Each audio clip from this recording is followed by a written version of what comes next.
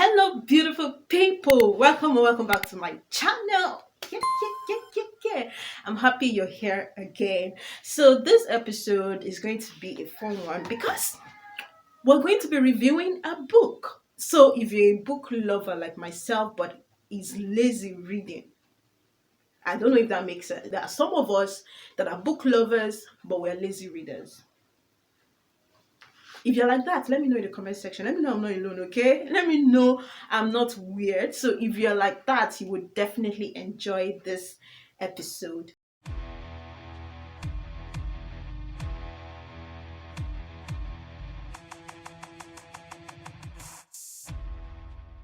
Today, I'm going to start reviewing a book by Joyce Meyer, The Confident Woman. By Joyce Meyer, it says, start living boldly and without fear. And that is my dream, to live boldly and without fear. So basically what I'm going to be doing, I don't know if I should call this a review really, because I have this habit of underlining important points in a book. Whenever I'm reading a book and I feel, oh, this point is important to me, I just underline it. So basically what I'm going to be doing is to read my highlighted points and just talk about it. Okay, I can't finish it in a video, so I might have to make a series of videos, but that solely depends on if you are interested in this kind of content. Okay, we have the part one. The part one of the book says the God ordained gift of confidence. And I guess we have a series of chapters under part one. So for chapter one, the title is Confidence. So let me read out the first point I noted. She starts like, and this is just the beginning of the book. It says, what is confidence? I believe confidence is all about being positive concerning what you can do and not worrying over what you can't do. I remember when I read these words, they were like a blow at the same time a freedom. Like when something beats you at the same time sets you free. I don't know if you get that feeling, because I was this person, maybe I'm still that person, Sha. I was this person who I know how to do a number of things, okay? And I love to excel at everything that I do. So whenever I'm doing one thing and I'm not being good at it or I'm not excelling at it, I have a tendency to beat myself up about it. To just keep worrying about it. But life is not that hard. Life should not be that hard. So when I read this definition, I believe confidence is all about being positive concerning what you can do and not worrying over what you can't do. That just sort of set me free. It made me realize that no, stop trying to be super woman. Like, you don't have to be superwoman, okay? Like, you don't have to do everything to the T. You don't have to be perfect at everything. There are things you cannot do and there are things you can do. So be positive about the things you can do. So she said that confident people do not concentrate on their weaknesses.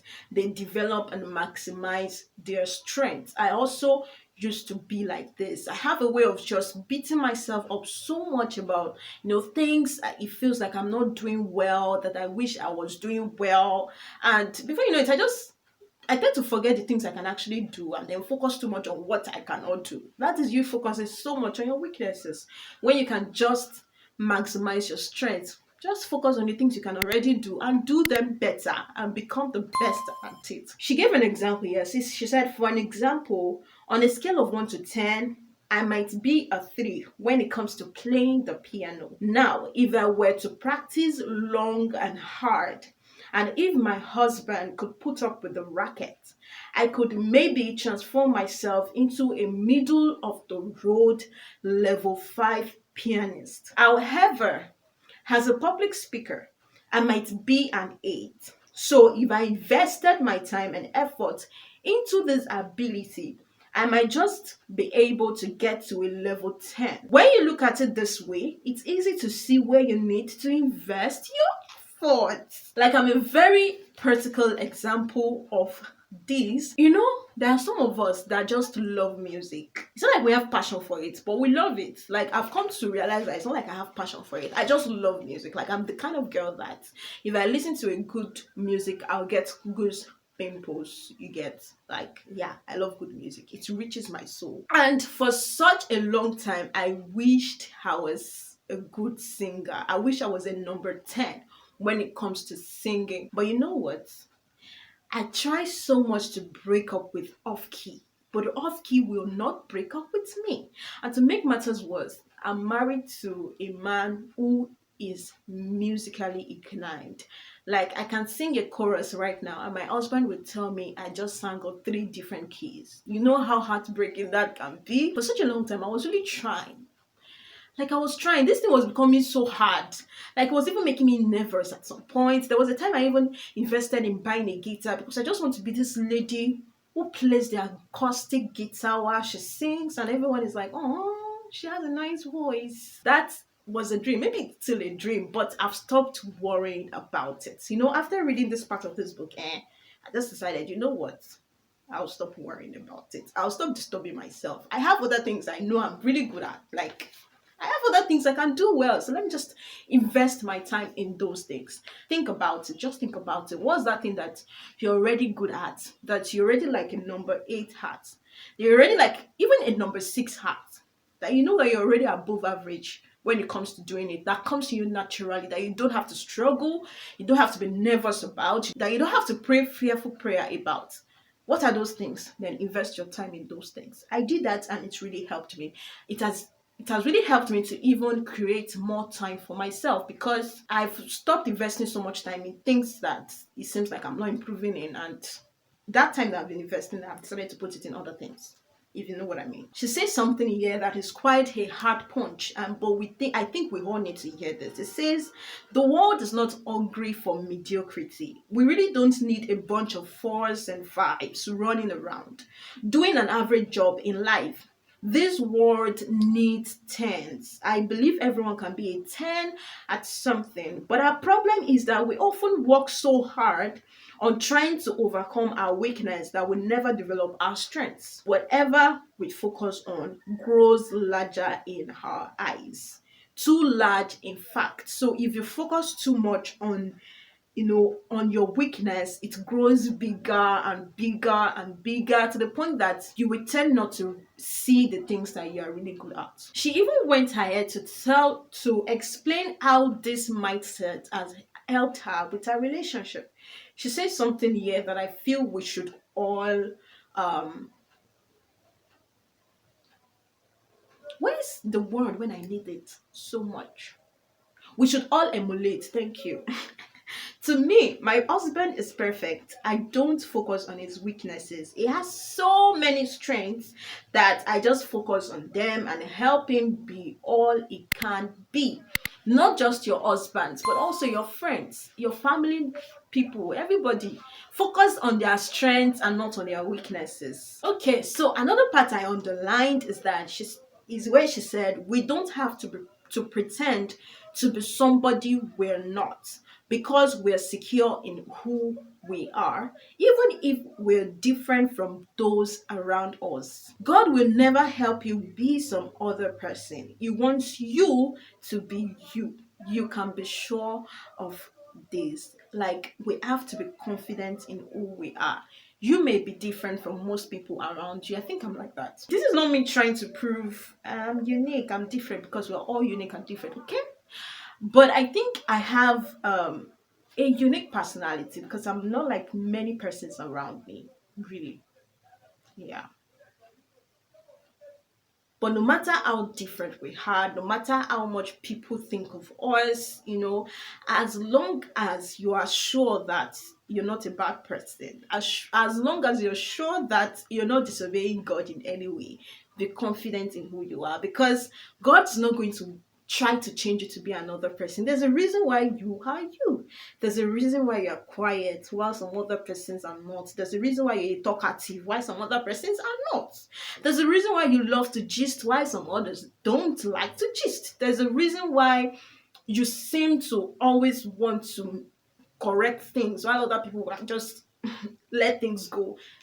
There's a reason for it. There's a purpose for it, okay? And be confident in that person and bring out the best. Bring out the best of that personality, of that you, of that person, okay? Now, this is not an excuse. Let's get the context right. Well, I believe the context of this book is not for you to now say I'm always moody because I'm melancholy. Plugs. As long as you're a Christian and you're born again, there's nothing like that in the Bible. The Bible did not say you should be moody all the time. The Bible actually tells us to rejoice. Our mood should always be that of joy, that of peace, and not like people will be running away from you. Like if you're happy, people will be happy. If you're sad, people will be sad. Excuse you. Please don't use your personality as an example to allow bad behavior, okay? If you're a quiet person, bring out the best out of your quietness. Yes. If you're a talkative, bring out the best out of your talking thing. Okay, just be the best version of yourself. Be confident in you and let God help you be the best you can be, because He wants you to be you, because He created you to be you. So she says that our confidence must be in Christ alone, not in ourselves, not in other people, not in the world or its system. She says something here which I highlighted. She says that, so if I say I am confident, which I frequently do, I don't mean that I am confident in myself or my abilities. I mean that I am confident in my leader, God, and the gift, talent, knowledge He has placed in me. I know that without Him, I am nothing. But with Him, I can be a champion because it brings out the best in me. So what she's saying is that don't um place your confidence or your own ability, because your abilities may fail you. And that is the truth, you know? Have you ever experienced yourself fail at something that you know you're really good at? Like that is your ability failing you. When you are failing at something that you know I'm good at this thing, but you're failing at it. That is your ability failing you. You should not be confident in yourself or your ability, but in God and in the gifts and talents and knowledge He has placed in you. That ability, He is the one that placed it in you. So you have to have confidence in the person that put it in you and not in your own self. And you have to believe that you can be a champion, because God Himself will bring out the best, the very best in you. Lastly, let me just read the scripture that she wrote here. We glory and pride ourselves in Jesus Christ and put no confidence or dependence on what we are in the flesh and on outward privileges and physical advantages and external appearances. That's Philippians 3:3. So I'll continue in another video.